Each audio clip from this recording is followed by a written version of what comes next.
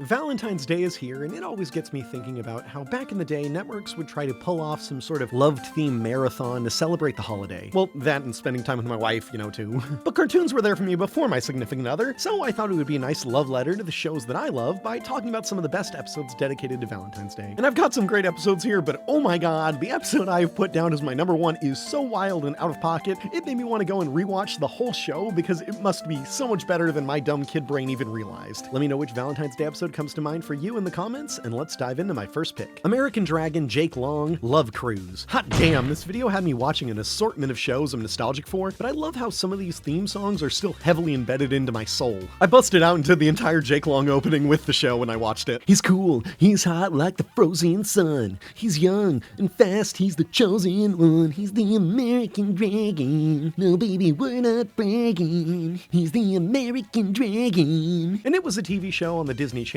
in the mid-2000s about a boy who could turn into a dragon. And he was an American, so I assume he ate a lot of chicken nuggets. We've got his mentor and grandpa, his obnoxious little sister, and his dog, Bender. Foo Dog. This was a show that introduced a heavy lore and built quite a world for itself. And it had an interesting romance blossom between Jake and this girl, Rose, who he goes to school with. But she tries to hunt down Jake as a dragon at night, because she's with an evil group called the Huntsmen. Ain't love quirky, folks? You want to be killing the pussy, but then the pussy be killing you! They're 14 years old, I should not be talking about them like that. Jake and Rose's relationship really developed throughout the show's run, even through the season 1, season 2 animation style change. I like the second season's better though. You want to fight about it, but the show is cool because they didn't just keep these two as a will they won't they. They end up getting together and stop fighting. However, that is until this Valentine's episode, Love Cruise. You see, Cupid wants to go on a vacation, so he drops his magic love arrows off with the American Dragon to watch. As all mystical creatures do, as we learn. Part of the job, kid. Any of the more powerful magical items out there, Santa's Naughty and Nice list, the Grim Reaper's scythe, Cupid's bow and arrows, it's up to the local dragon to protect them. How is this the first time that we're learning about this? And trusting a high school boy with Death's scythe? Plot contrivance aside, Rose decides to break up with Jake because he's not focusing on his dragon training, which Grandpa informs her of. While this seems manipulative, she as a dragon hunter knows better than anyone that Jake will literally be slain if he's unfocused. I mean, Jake could just lower his horny levels, but no. I was a 14-year-old boy myself, so I guess I get the struggle. So Jake steals Cupid's love arrows to make Rose fall in love with him again. But she still does love Jake, she just broke up with him to protect him, and didn't tell him that part. So when he uses an arrow on her, her love actually reverts to hate, and she tries to kill him again. Ha ha ha, what hijinks. A bunch of other people get hit with love arrows, and chaos ensues. I've never really felt this way about anyone before. Kind of a loner, just me and the sea. But with you, it's different. It takes a big man to love an even bigger woman, and well, I love you, Miss Liberty! But Jake saves the day. However, Rose chooses to remain broken up with Jake, which super aggravated me as a kid. I was like, oh, we finally got them together. Don't do this to my boy. I really appreciated that this episode had a major turning point for their relationship that affected the continuity of the show. It also had some really funny moments, even if the plot was predictable. Stacy, you're cutting off my circulation, and my circulation is one of the things that makes me. Oh, it's like such a small price to pay for closeness. It may be a weird episode to watch if you aren't super familiar with the show since it's later in the run, but if you're an American Dragon fan, throw on the Love Cruise for review. Please don't flame me for this next pick, but I legitimately really enjoyed Teen Titans Go! Be Mine. I'm pretty sure a lot of people who watched the original Teen Titans really don't like Teen Titans Go! I watched the original Teen Titans. I didn't want to like Teen Titans Go! But then I watched it, and damn it, they got me. It's a solid comedy show. How cute, Star. You're really getting into... Ow! It's shooting me! Ah! It's shooting me! Whose baby is that? And I thought they have this vibe of laughing at the original fans for caring so much until I caught this episode. It kicks off immediately with a battle between the Titans and my favorite character from the original, Terra. I'm hooked. Terra was a superpowered girl with a checkered past who Beast Boy had the hots for. And he still has the hots for her here. I miss you so much, girl. Did you miss me? Raven quickly disposes of Terra into another dimension, which is where they throw their trash. Stop dropping food on me! Hey, Rave, why's your trash hole always yelling? Months later, when it's Valentine's Day, though, Robin and Starfire are Valentines. Well, Robin thinks they are. Starfire sees him as a friend. Robin, you are like the brother to me. I love how Starfire friend zones Robin in this show. It's funny. It's great. Cyborg and Jinx are a couple, which I also thought was a fun thing to do for the fans of the original. Someday, baby. Someday. Well. And Beast Boy is yearning for Terra. This episode feels like fan fiction. It's awesome. But what they do with the relationships are actually really funny. May I have this dance? Go! What's the matter with you? Step away from the prisoner! The main plot has Beast Boy break Tara out of the trash dimension she was in, and then does this cute cat thing. I just had to point it out. Tara, pissed because she's been trapped for so long, manipulates Beast Boy to help her create a weapon of mass destruction to kill the Titans. Are you trying to break into this place? You know that thing I'm making for you? Something I need for it is in there. Why didn't you say so? At the end of the episode, when Tara reveals her plan and is about to eliminate them, Beast Boy sings a love song as the cat to Tara. By your side is where I'll be. Endless love won't pay, you'll see. And with voice actor Greg Sipes' wonderful tones, this is a genuinely sweet and romantic moment in an utterly goofy program. Beast Boy, that was beautiful. You wrote that for me? And right as Tara is coming around to Beast Boy, Raven yeets her back into the trash dimension. They even end with a tease for a love triangle between Raven, Beastie, and Tara. Beast Boy, I didn't get to tell you how I feel. So fanfiction! Next up, we're heading back to Nickelodeon with Jimmy Neutron. Jimmy Neutron, Love Potion 976-J. Girls aren't so bad. I mean, they have good communication skills and they almost never beat you up after school. Jimmy Neutron is known for its hilariously looking 3D models that people say haven't aged well, but I think for TV budget 3D in that time, this is phenomenal. I love me some Jim Jam. It was essentially an invention of the week type show following the same format usually. Jimmy have problem, Jimmy make invention to solve problem, invention go haywire, and become new problem. Jimmy has brain blast to stop invention. In this episode, Jimmy makes a love potion, obviously. This is because he sees love at school and is afraid he'll fall in love. Now add more macaroni to symbolize your devotion to me. But honey dumpling, the paste is making me woozy. So, you don't love me. Oh. More macaroni. So he makes a potion for love? Yeah, I don't really realize how these things connect. Right after making it though, his clumsy croissant-loving friend Carl Are you going to finish that croissant? asks to check his email, and Jimmy screws off while Carl beats the crap out of his computer. Jimmy, I don't know who is dumber in this situation. Why did you leave your computer alone with Carl? This leads to the boys being infected with the love potion, so Jimmy falls in love with his rival, Cindy Vortex. Sheen falls in love with Cindy's best friend, Libby, and Carl falls in love with Jimmy's mom, Carl Weezer, more like Carl Rizzler. He's about to Carl please her. This whole plotline with Carl is so funny. Inappropriate, but funny. The main plot with Jimmy pining after Cindy is funny because he hates himself for liking her. I made a date with Cindy!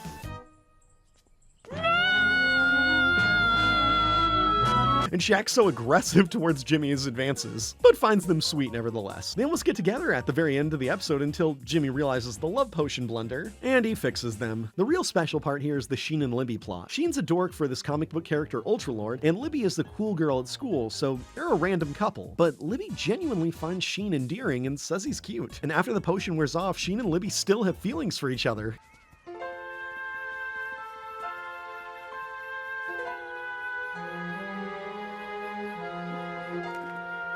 Woo! Yeah, baby! That's what I've been waiting for. That's what it's all about. Woo! Confirmed! I love this as a kid because it was an unexpected yet oddly fitting pairing. They even end up dating as the show progresses. I mean, so do Jimmy and Cindy, but you saw that one coming. If you're not nostalgic for the show and don't care about character arcs, then just watch it for the Carl scenes alone. Boy wants to taste that MILF and cookies. Children, stop it with those jokes. Now on to Bob's Burgers, My Fuzzy Love. This episode is the least nostalgic for me on this list since I watched it into my late teenhood. Egg on our face, huh? But it's too good not to add to this list. And yes, this is still the Bob's Burgers Valentine's episode I would pick even if it wasn't the one that I was familiar with. I checked out this list ranking them all and then watched all the episodes to compare my thoughts, and I disagreed with a lot of their opinions. I disagree! They ranked this episode quite low on the list, while I loved it. Bob is pressured to do more for Linda this Valentine's Day rather than the heart-shaped pancake he normally does. She deserves something nice this year. Mom's a real keeper. She's okay. This leads him to remember his first date with Linda and how they played this love machine game together at a bar. So he goes on a hunt with his kids to find this love machine. There's this whole trouble with the health inspector Hugo, who kind of knows where the love machine is and is gonna buy it if he finds it before Bob, because he's Linda's ex-fiance and hates Bob. I'm not helping you buy Linda a romantic Valentine's gift. Maybe you should tell him, Hugo. But maybe I don't want to hear it, Ron. All right. Although when he finally finds it and pays the hefty price, the engraving he put on the side of the machine all those years ago reveals that it wasn't his first date with his wife Linda, but some other girl that he had dated. What was I thinking, Barbara Bunkley? Will someone please tell me who Barbara Bunkley is? I'm guessing it's our real mom! And she's she's beautiful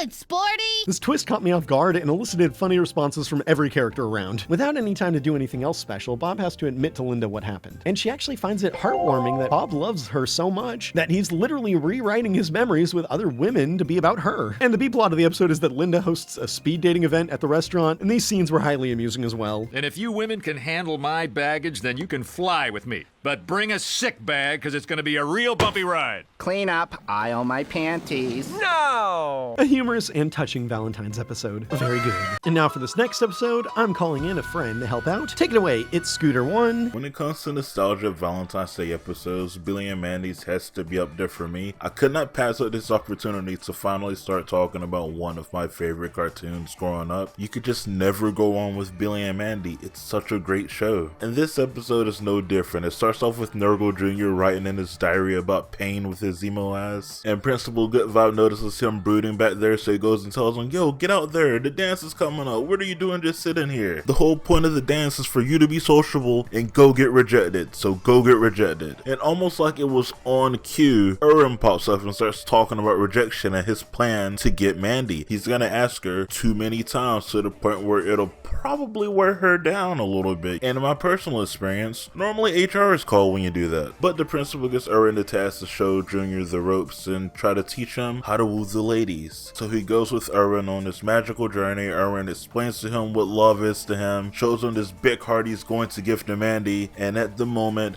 where he finally has the opportunity to, he chickens out. He's too scared to the point where he asks Junior to give her the heart for him. So he does that like a good friend, but when Mandy opens the door, she casually accepts it from Nurgle, like Nurgle just asked her out, while he's sitting there trying to explain that it's not from him. But oh no, it's too late. The damage has been done. Erwin's crying, tells him he hates him, he runs off. Billy says something stupid. Surprisingly, Grim and Billy almost have nothing to do in this episode. So because he doesn't know what to do, what went wrong, is he a bad friend, he goes and talks to his father Nurgle. And there, Nurgle gives him some questionable advice. And I quote, to not feel guilty for dateless losers. And it doesn't matter if you like her or she likes you, as long as you make sure she can never leave you. Why do you think I moved to the center of the earth with your mother? Which isn't true, he was already in the center of the earth from one of the earlier episodes before they met. But that advice was enough to give him this confidence like he just saw some alpha male TikTok videos. Cause that's exactly what he was acting like for the rest of the night. When he took Mandy to this dance,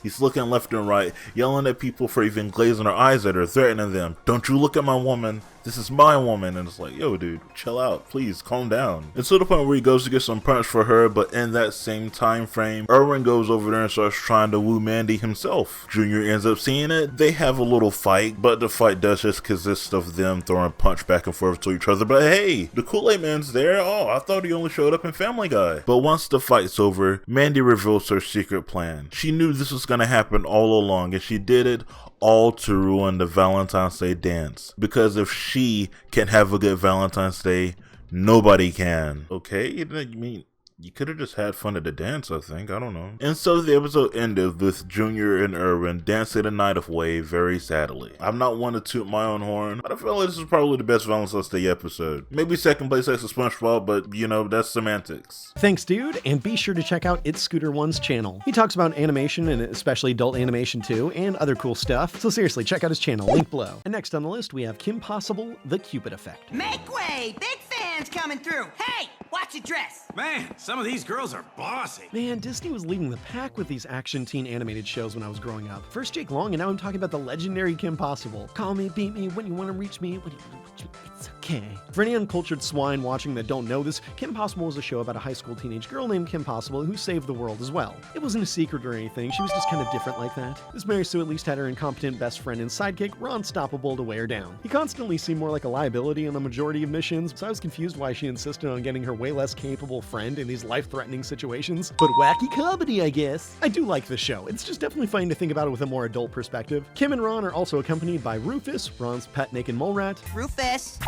and assisted by their tech super genius friend Wade, who stays in his room and communicates through video to Kim. Normally, episodes in later seasons would occasionally see Wade leave his room, usually as a hologram, but he was actually in person during the Valentine's episode on my list. This season was a good time to have a Valentine's episode, since most of the time Kim and Ron were just best friends in the show, but as of the end of season 3, they became boyfriend and girlfriend. This took me for a loop as a kid because I didn't expect them to get together, but yo, it was fun when they did. For instance, this is the first Valentine's Day Ron even has a girlfriend, so when Kim approaches Ron asking what he's gonna do for Valentine's Day, he's like, oh yeah, I gotta do something. You do know what happens in February, don't you, Ron? Groundhog Day, President's Day, Dental Health Month. He's quickly distracted from this though when Wade pops in. He's there to update Kim's communicator, but soon falls head over heels for Kim's best friend Monique. Ron, forgetting his Valentine's duties, begins a quest to wingman for Wade. Monique's an older woman, and you're a young dude. So, we've got to make you seem more mature. Shouldn't I just be myself?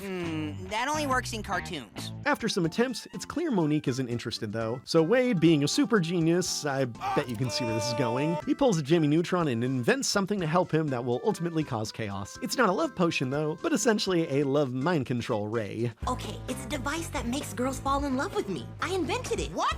That's great! That's wrong! Oh, so wrong! Which he uses successfully on Monique. Yet it's only temporary, so it keeps wearing off after a while. Monique gets pissed for a few seconds until Wade has to give her another blast. Obviously, Kim is not happy when she finds out about this. Wade isn't the big villain of the episode though, as that goes to two of my favorites from the show, Senior. Your genius cannot beat my evil or my treachery. Have you met my bodyguards, evil and treachery? And Senior Jr. Oh, you are spying! I want the beak! They steal the blueprint for Wade's love ray and plan on using it at a concert to force all the fans to love Senior Jr. in order to take over the world. Oh yeah, but this love ray also only works on women, and so only women are allowed to this concert? Which, just think about that logistically as an event organizer, that does not seem like that would ever fly, like, anywhere. But yeah, Kim, Ron, and Wade, and even Monique gotta go and stop them. The fans, they're so fickle! I'll be in my trailer! And while by the end Wade doesn't get with Monique, does get with this random other nerdy girl, and gets a bit of a taste of his own medicine in the final scene. A+.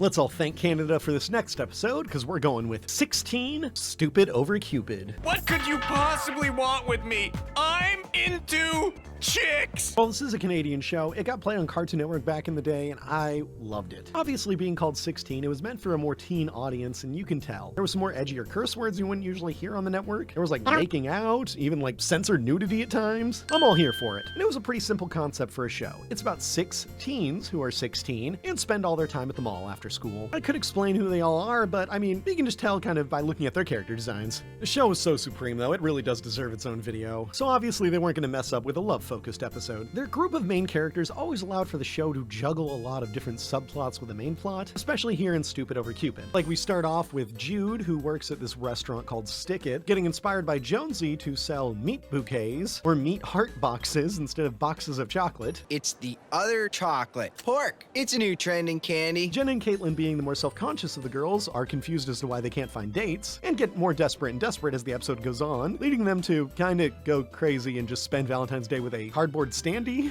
I love chicken wings, but I would so never eat them in front of a date. Shh, you're gonna hurt his feelings. The lovesick neurotic Wyatt is just worried that he's going to mess up Valentine's Day. He overhears his girlfriend Serena say that the normal Valentine's things of chocolates and flowers are boring, who just wants to go out to a normal restaurant to eat. She's going to hate everything I got her. Dude, slow down. I think you're overthinking this. I think I'm not. I don't want to blow this date. I still can't believe she said yes. Just looking at that hair, that smile, it just does something to me, you know? Weird kids. So he literally cancels everything that he was planning on doing to just do nothing. Caitlin and Jen then tell him that women never mean what they say and definitely want a normal Valentine's Day. So what you're saying is girls don't always say what they mean. Oh no. Do guys? Yes! Okay, are you two not saying what you really mean now? No! Oh man. He freaks out and tries to undo everything that he just undid, and yeah, it doesn't go well. But the best part is easily the love auction that Jonesy Jonesy sets up. He thinks he's such a fine piece of ass that he can just sell himself off, but it doesn't go as planned when he gets people auctioning for him, like this nerdy, less attractive girl, a vindictive ex who just wants to torture him, or this cowboy who wants to broke back his mountain. This bid should last sue me the grand prize. What? Oh my God! Run! I still cannot believe they did this. This is so amazing. In the end, he does get bailed out by his friend Nikki, and it's not like they start dating or actually go on a date, but they do later in the series, which was a fun nod towards that. You know, some foreshadowing for the fans. Definitely check out this episode, and I'm sure you're going to want to check out more episodes of 16 after you do. But if you're still on a Valentine's kick, why don't you keep going with my list and watch SpongeBob SquarePants Valentine's Day. Very creative name for an episode. I defy you, Heartman! Ah yes, the iconic Valentine's Day episode of SpongeBob. It was an early season SpongeBob episode, so you know it's a good one. It's Valentine's Day and SpongeBob is going around Bikini Bottom giving out Valentines. He gives his second to last one to Sandy, and as we find out, his last Valentine is for his best friend of all, Patrick, which Sandy is even helping him execute, since it's a giant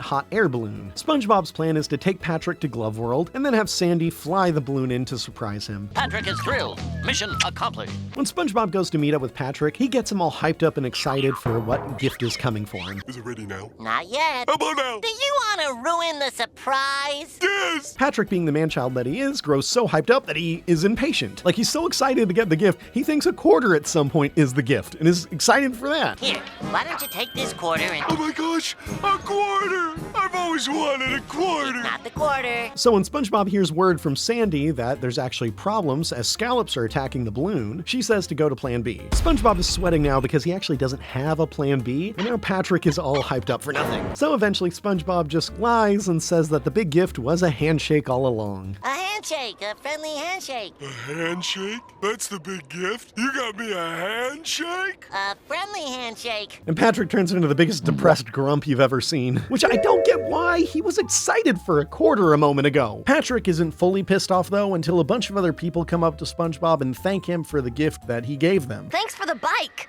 Can you believe this guy? I just met him this morning. Which is like, I mean, you got someone like a bike. You couldn't have got something better than a handshake for Patrick. Patrick goes on a rampage all over the amusement park, destroying it and causing chaos. Attention everyone, there's a chubby pink starfish on the loose. And he corners everyone onto the edge of a pier. I gotta say too, it was really mean how everyone throws out SpongeBob. Didn't he give you all Valentine's gifts and now you're just throwing him out like that? Come on. Oh, Patrick has him cornered and he's like gonna kill him or something. I don't know what he was gonna do. You broke my heart. Now I'm gonna break something of yours. But of course, Sandy has luckily wrangled the scallops and is now leading the balloon to Patrick. And there's this whole funny moment where Patrick refuses to turn around. I'm telling you, it's right there. Turn around. Turn around. Hey, nincompoop, behind you. But then only does because Sandy says hi.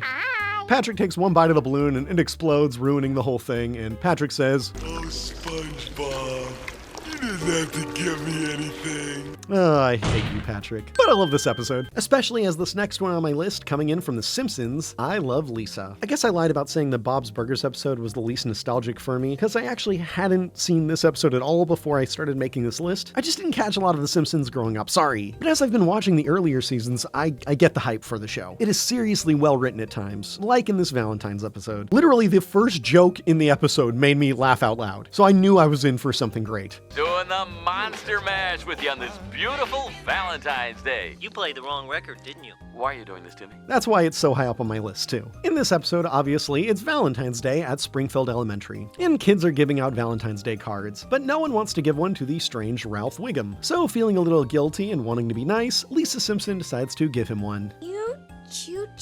Choose me? This not only cheers up Ralph, but also gets him to have a crush on Lisa, to the point that he's following her around, walking her home from school. Lisa realizes that she's made a mistake here, and works to find a way to break it to Ralph that she's not romantically interested in him. You're nice, but I'm just not ready for this kind of thing. Ralph, on the other hand, looks for advice from his dad, Chief Wiggum. The key is persistence. So he blackmails his son's teacher into giving him the part of George Washington in the school play, so that he'll be married to Lisa, who plays Martha Washington. That's the signal. Take the boot off the car, boys. Lisa still hasn't told Ralph how she really feels and ends up going to a Krusty the Clown episode taping with him, which leads Ralph to admitting publicly on TV that he loves Lisa Simpson. I love Lisa Simpson, and when I grow up, I'm going to marry her. Lisa then blows up and tells Ralph exactly how she feels, live on television. I never liked you. Art even taped the whole thing. Lisa feels terrible, and when it comes to the night of the play, she tries to apologize, but it seems like it has no effect on Ralph. He even burns the Valentine card that she gave him while he's on stage during the play. Is that a real fire in a children's elementary school play? Okay, well, I mean, it worked for the scene. He channels his emotion into his performance and gives a wonderful monologue that surprises the crowd. He makes me want to learn more about our founding fathers. And in the end is praised by his fellow students, which, you know, makes him happy again. Lisa approaches Ralph after it all and gives him another card that says, "Let's be friends," which this time Ralph sweetly laughs at and accepts, thus changing Ralph from just being the weird kid at school to the weird kid at school who is also Lisa's friend. It being a Simpson episode, like I said, it is superbly written, hilarious jokes packed throughout, and then this moment that might even be a tearjerker for you. I did not cry when my own father was hung for stealing a pig, but I'll cry now. Seriously, some wonderful stuff, and probably the most touching of all the Valentine's episodes on the list, but it's not the last one I'm talking about. Oh, it's not the last one, because this last one is...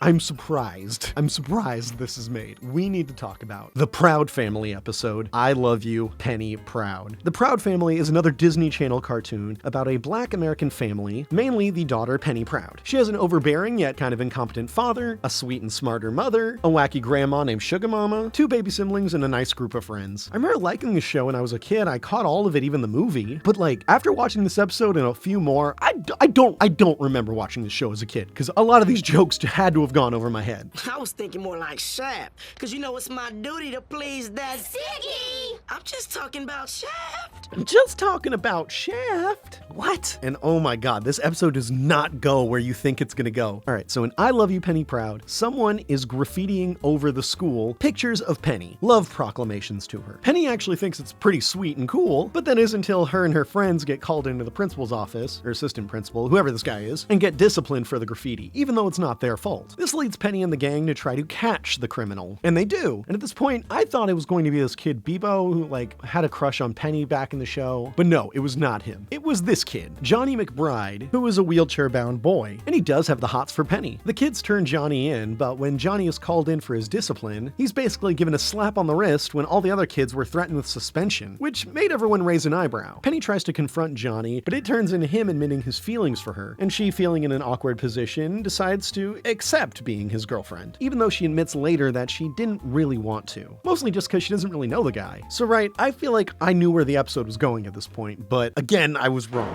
This is when we start seeing the true colors of the episode. Johnny, being Penny's boyfriend, starts coming over to their house a lot more, and getting more and more demanding. I'll run to the store and get some ice cream, root beer, and some straws, and you be good to go. Okay, and can you make sure it's French vanilla and not that cheap root beer? Thanks. Sugar Mama calls out that he's even getting special treatment, whereas they usually throw out Penny's friends when they overstay their welcome, but he's able to just hang out. However, whoa, okay, in my opinion, change of Johnny when the Proud Family ends up going on a ski trip and they invite Johnny again because they're being nice, and he starts like aggressively yelling at Penny when they're alone. She's just being nice and helpful, and he's like yelling at her like, I said push me. And then dude insists to go down the slope and freaking face plants, then blames it on her. I didn't tell you I was ready. It's like, no, did they really animate this wheelchair guy falling over on the slopes? That's amazing, and he's an asshole. You kids having fun? I hate this kiddie slope. Can I go up on the big one with you guys? Do you think you're ready for it? Listen, I can do whatever he can do. Penny ends up ditching him, and he gets into a whole race with Oscar, which it's really funny how competitive Oscar gets with him. Oscar, don't. He's just a boy. Who's about to learn a man's lesson. After they're home from the ski trip, Penny breaks up with Johnny and tells him that she just doesn't think that he's a nice person, despite his disability. And then what's funny is he even tries to use that and be like, no one's ever seen me before, and win her back. And she's just like, no, I'm not falling for it. He gets shut down. Penny, no matter what, we'll always have Ski Mountain. Get out of here! Oh my god, I just cannot believe the Disney Channel made this one. It was really, really interesting. What a unique take on this sort of plot about special treatment towards people. And the ensemble of the cast always does a phenomenal job with the voice acting, but Shia LaBeouf coming in, the guest voice for Johnny McBride, was extra awesome. His performance was really hilarious. Anyway, this was my list for the best Valentine's Day episodes from cartoons. Did you think I Love You, Penny Proud is the most out-of-pocket Valentine's episode there is? Which of your favorite episodes did I leave off this list? I'll be making another list next year, so let me know in the comments. And again, don't forget to check out iScooter1's channel for some more awesome adult animation content. Awesome video on Little Demon, definitely an underappreciated show. He's got an underappreciated video, check that one out. While you check out some more of my videos if you want, and happy Valentine's Day. I love you. Like this video, subscribe. Bye!